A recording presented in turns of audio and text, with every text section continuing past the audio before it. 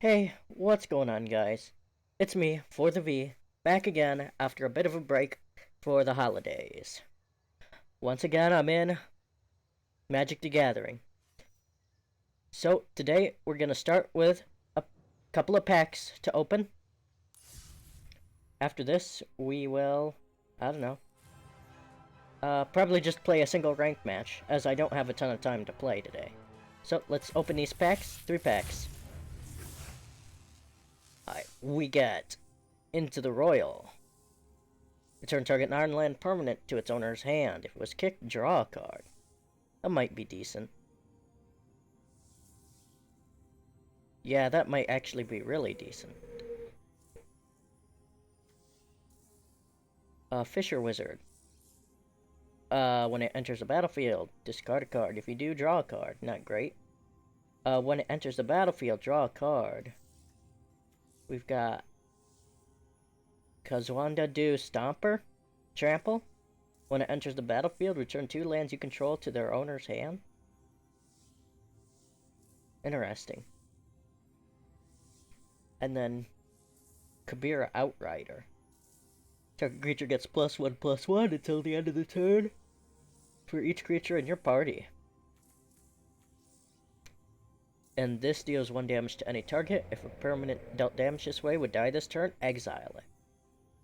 Or it's just a land. An uncommon wild card, and Zerasan the Trickster. Flash. With 2 colorless blue, black, additional thing that allows you to return an unblocked attacking rogue you control to the owner's hand. Put Zerasan the Trickster from your hand onto the battlefield, tapped and attacking. Whenever Zerasan deals combat damage to a player, you may put target permanent card from that player's graveyard onto the battlefield under your control. That's interesting. I probably won't use it, at least right now, though that could be good in a black-blue control deck. Another Zendikar pack. Marusa Brew is just a 3/3. Scale the Heights. Put a +1/+1 counter on 1 target creature. You may gain 2 life. You may play an additional land this turn. Draw a card. Next up, we have Gunning Geyser Mage. With a kicker of 2 colorless, 1 blue. When Cunning Geyser Mage enters the battlefield, if it was kicked, return up to 1 other target creature to its owner's hand. Interesting control. Blood Priest, we've seen this before. Each opponent loses X life and you gain X life, where X is the number of creatures in your party.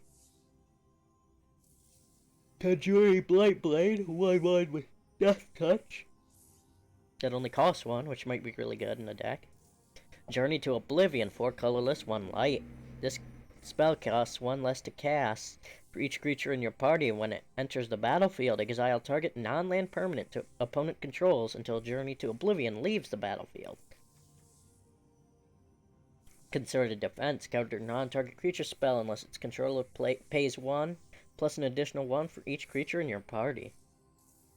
Interesting, I might just chuck that in, because it's a 1 counter. You may play lands from your graveyard. If a land entering the battlefield causes a trigger ability of a permanent you control trigger, that ability triggers an additional time. That's very interesting. Alright, what do we got in this next pack? Let's see, we've got one last Zendikar Rising pack. Though it seems we've seen all these before. Vanquish the Weak, destroy target creature, power 3 or less. Might of Murasa? Kicker 2 white, or 2 colorless, 1 green. Target creature gets +3. Until the end of the turn. If this spell was kicked, it gets +5/+5 instead. Farsight Adept. When it enters the battlefield, you and target opponent each draw a card. Angel Heart Protector. When it enters the battlefield, target creature you control gains indestructible until end of turn. Royal Eruption, kicker is 5 colorless, deals 3 damage, or deals 5 kicked. Umara Mystic. When you cast an instant, sorcery, or wizard spell, Mystic gets +2 +0. We have Demon's Disciple, which is a new one, actually. When it enters the battlefield, each player sacrifices a creature or a planeswalker. And then Myriad Construct. If it was kicked, it enters the battlefield with a +1/+1 counter on it for each non-basic land your opponent controls. When it becomes a target of its spell, sacrifice it, and create a number of 1/1 colorless construct creature tokens equal to its power. Alright, so I'm getting a notification under chat real quick. I'm gonna check what that is. Ah, I see. Daily deals, let's see what it says.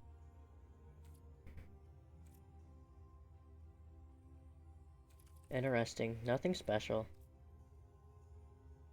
But it will refresh by the end of this episode, it seems. Possibly, or by the start of the next one.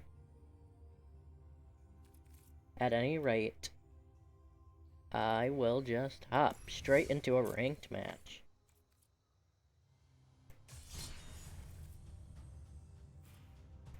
Standard rank with Teferi's Hypnosis.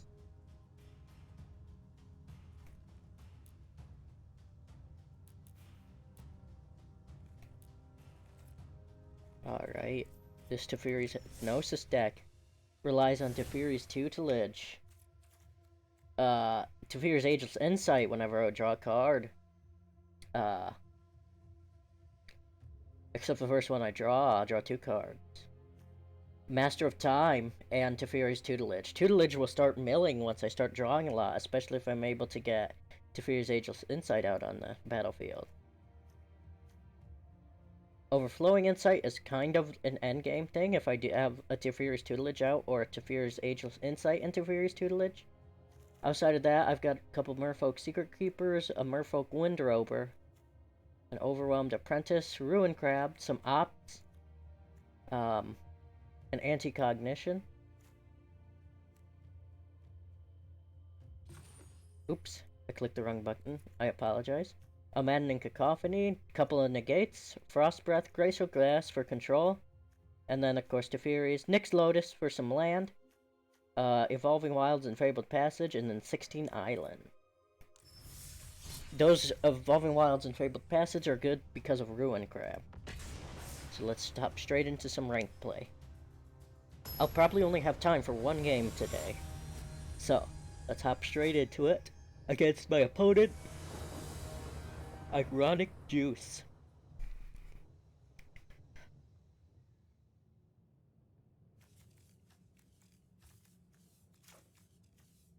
I have to mulligan. This is good, and I'll keep 6 and get rid of one of those anti-cognitions.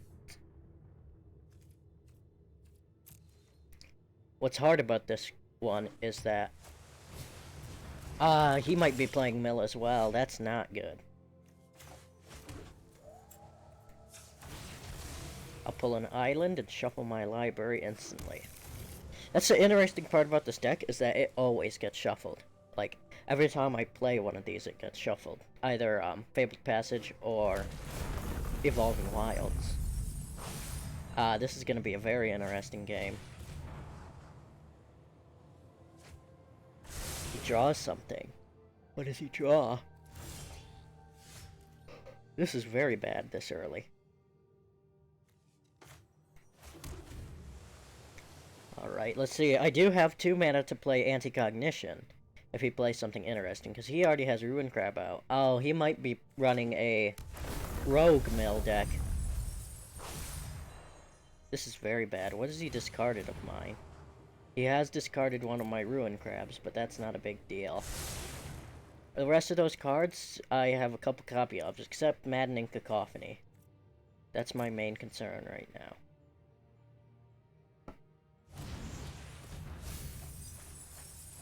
What does he mill? He mills an island, a couple other things. Nothing crazy. Okay, I play another land. And I play Teferi's Tutelage.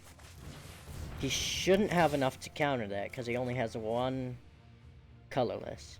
Oh, he has 1 colorless. That's interesting. Merfolk Windrober. Oh, I gotta discard a card. Alright, what do I want to get rid of? I think just a plain old island.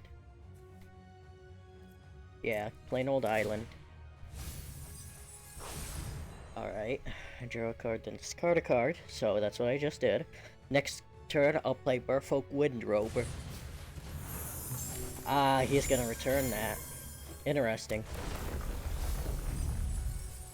I just wasn't able to set up my engine. If I swing this a certain way, I can just outplay him. I think play the island, play Teferi's tutelage.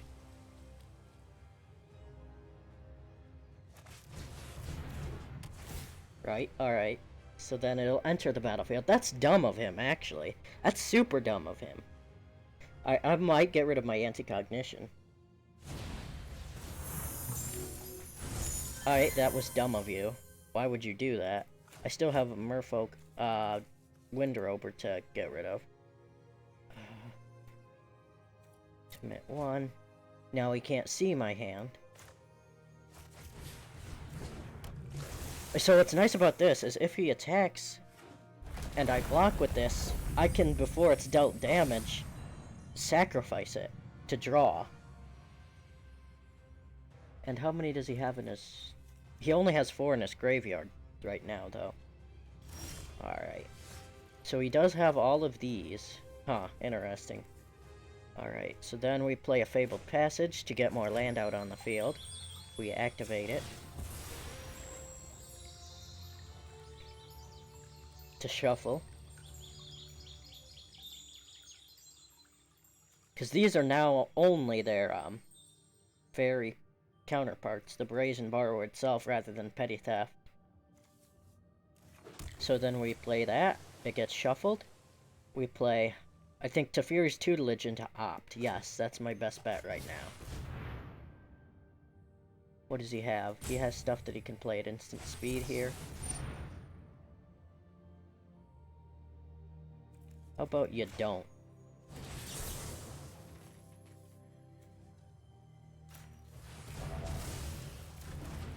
Yeah, I got my own stuff, bud. Get rid of the Overflowing Insight. Submit. He's got a lot of control in this deck. I have to attack. One attacker. And he mills a card. That's nice. End the turn. Alright, that brings me up to enough so I can sacrifice this guy.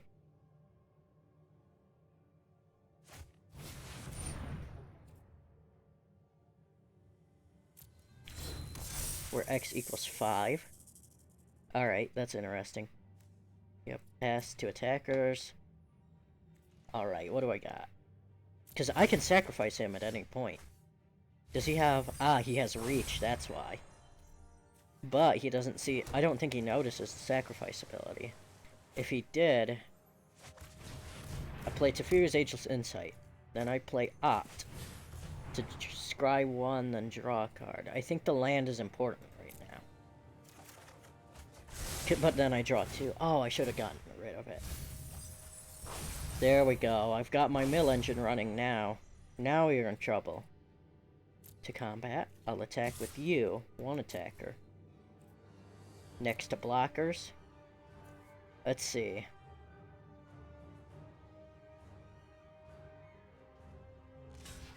Alright, he will block and kill, so I'll activate this ability to sacrifice. And instead of drawing 1, I draw 2, he mills. Ah, yes. I have a ton of land now. I might get land flooded, but I do have anti-cognition and negate.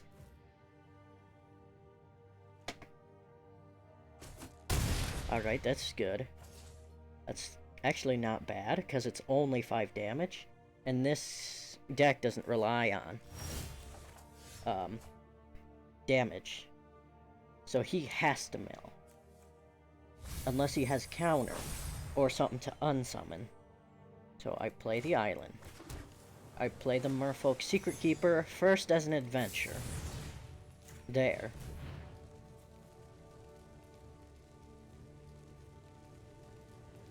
I do have a negate.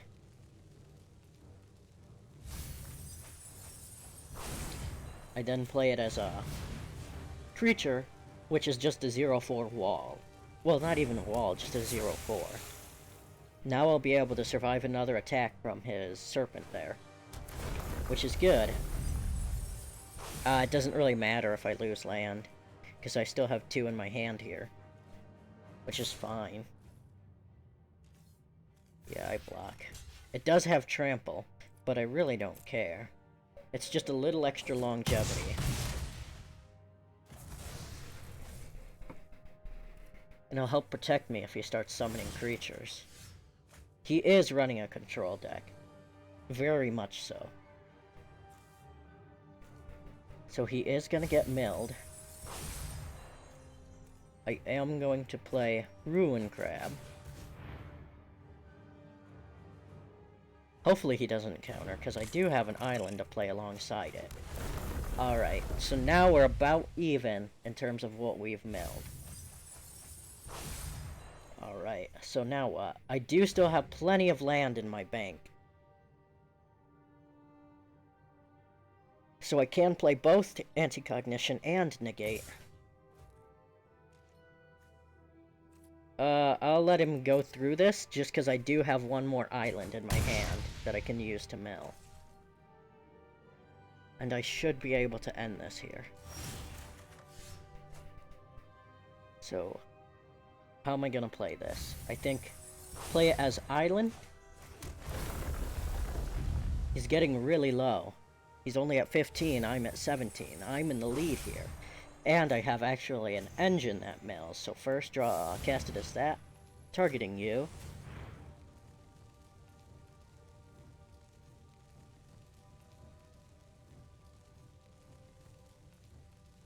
I don't think he has stuff to counter it. If he does, I can just negate at instant speed. Yeah, I can just negate them. I'll negate that.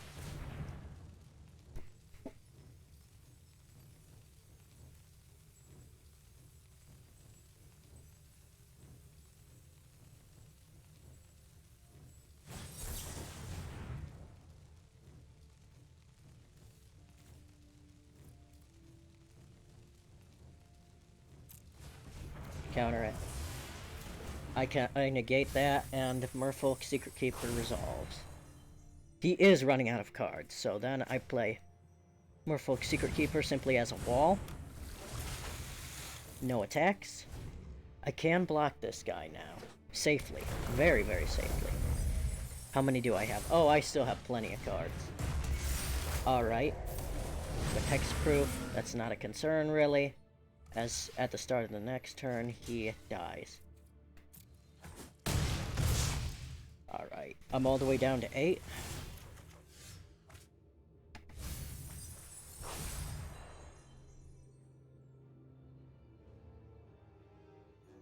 Alright, so Frost Breath. Oh, I can't target it, though, because it's hexproof. So I guess tap you and you. Alright, and then no attacks.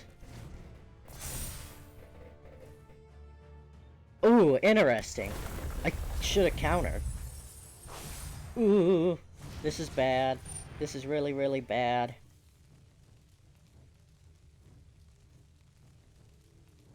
I think I need the scry. Yeah, counter that. I need the scry to get me something. Alright.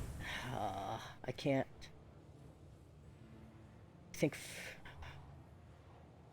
I think with Fabled Passage I win.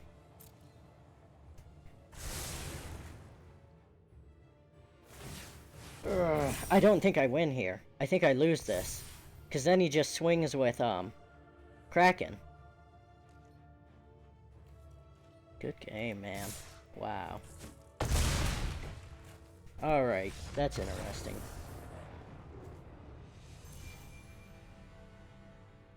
Okay. Well, unfortunately, guys, that's about all I have time for today. I got really close on that battle. But thank you all so much for watching. And I will see you all later.